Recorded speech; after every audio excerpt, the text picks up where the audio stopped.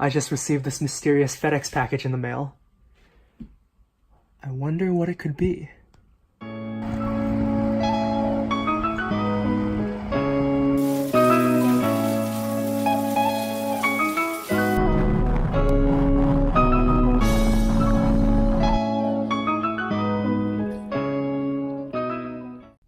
So I just opened the package and it's this EF Education First Pro Team jersey that I won from their Instagram contest.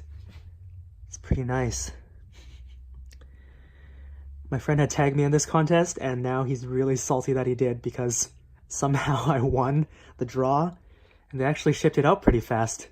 Pretty happy with it.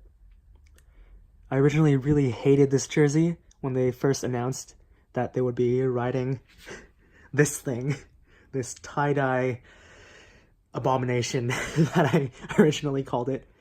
But after seeing it on Lachlan Morton and Mike Woods and some of the other guys like Finney, you know, it's pretty nice. Pretty happy that I won it. I'm gonna have to try to figure out which signature belongs to who, and I'm gonna have to find a picture frame that will fit this big jersey. All right, I'm back. Today is Wednesday, February 27th, 2019, and I have just been off the bike for 2 days. Just getting back on now, spinning in zone 2. Should get the legs going again.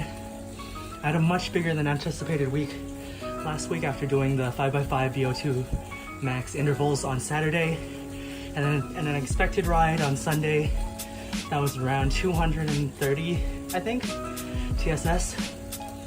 So I was pretty tired after that, and I had to take the 2 days off.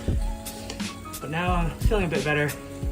Just get the legs going again, and then tomorrow I'm gonna do another session of VO2 max to get the legs reminded of how it feels to ride at over a threshold. That's not gonna be fun.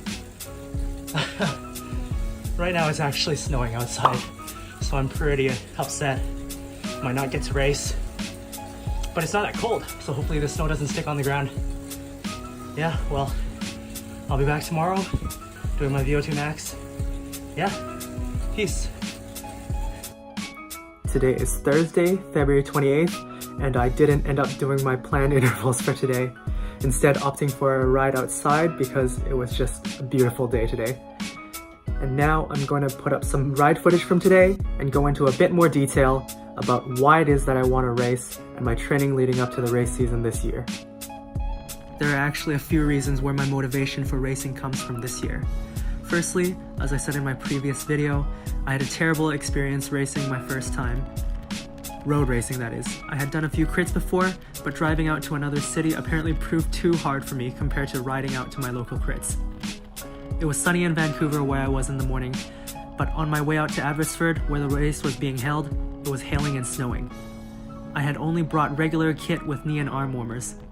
Oh, and I forgot to bring a fucking water bottle. I decided to race anyways, and after about an hour in, my throat started to feel like the Sahara Desert.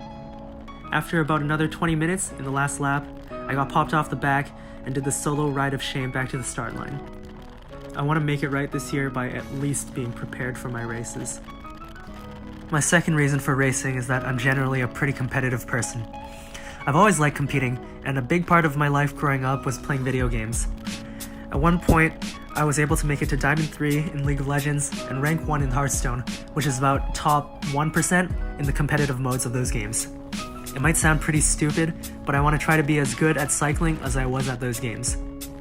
My desire to be competitive, as well as being able to relate cycling to video games through metrics such as a power meter and other numbers, keeps me motivated to improve.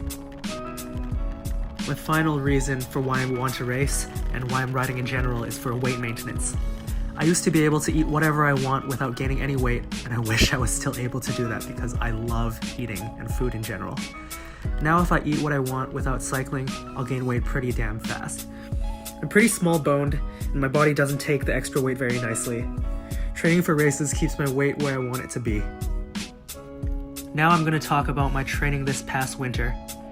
This winter was the first time in which I had ever done consistent intervals.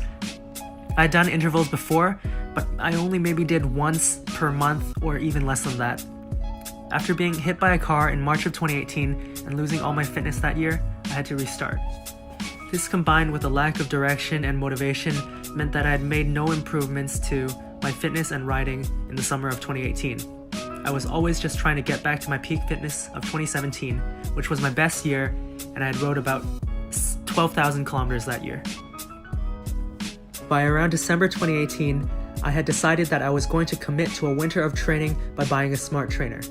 It was the best decision for my riding fitness that I had ever made. Having a smart trainer totally changes your winter training. You don't have to pray and rely on the weather for rides, and ERG mode on the smart trainer allows you to not think about the target watts and just focus on riding hard. My training plan was very simple. For my training rides, I would only do Sweet Spot since I had heard so many good things about it online. I did 3 by 20 minutes twice per week, with the rest of my riding either being recovery or zone 2. And during my first month of doing this, I saw some pretty substantial improvements in my FTP. I used the HB Tech step test as shown on YouTube by Shane Miller. The first time I did it when I just got the smart trainer, I tested an FTP of 227. A month later, after doing intervals, that had improved to 238. But more importantly than that, my repeatability of efforts had gotten a lot better. After the first month, I talked to a friend a bit who is crazy about trainer riding and about what kind of plan he is doing. He introduced me to polarized training, and after that, I changed up my training plan a little bit.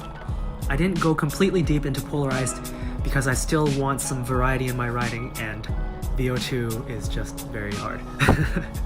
I just took out one Sweet Spot workout and replaced it with a VO2 max session at 5 by 5 minutes and kept all my other riding at zone 2 or lower.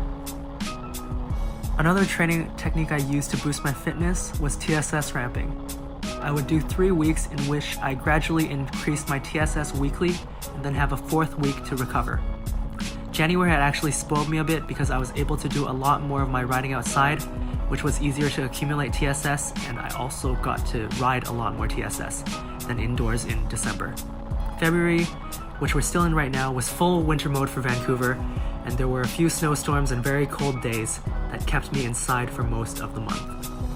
I'm still doing my intervals as much as I can, except my consistency hasn't always been the best, like today when I decided to ride outside instead of doing my intervals. On my most recent step test, I tested an FTP of 255. I had made almost a 30-watt improvement in 2.5 months, and that has made me very happy. I had also lost a significant amount of weight. I was down from 72 kilos in the winter to around 66 kilos at the start of February, and now at the end of February I'm around 65 or just under. I realized that the step tests may not be perfectly accurate in gauging my FTP because for different people who have better or worse anaerobic capacities, it may over or under read. But for me, it has worked in setting my training zones that feel hard, yet I've not failed in interval sessions since I started. I'm very happy with how consistently I have been able to ride through this winter. It's the most I've ridden throughout winter in my 4 years of riding. Right now, I'm as strong as I have ever been. In 2017, I peaked at 240 watts FTP at 60 kilos, which is around 4 watts per kilo. Right now, I'm confident I can hit that 260 watts mark, but at a weight of 65 kilos, which is also around 4 watts per kilo. But the important thing is that doing intervals has helped with my consistency and my repeatability. In 2017, I could do one big effort before blowing up, and now I can do multiple efforts and my ability to recover has gotten much better. With this training, I'm more confident in my ability to be competitive in racing. I'm currently in Cat 4, and my goal is to upgrade to Cat 3 by the end of the spring series. If you enjoyed my video and want to follow along my cycling journey, please subscribe and like my video. It will really help with my motivation to keep documenting my experiences. My first race is in 2 days, and I'm really excited to record that, and I'll have that video up as soon as I can. Guess I'll see you guys soon in the next video.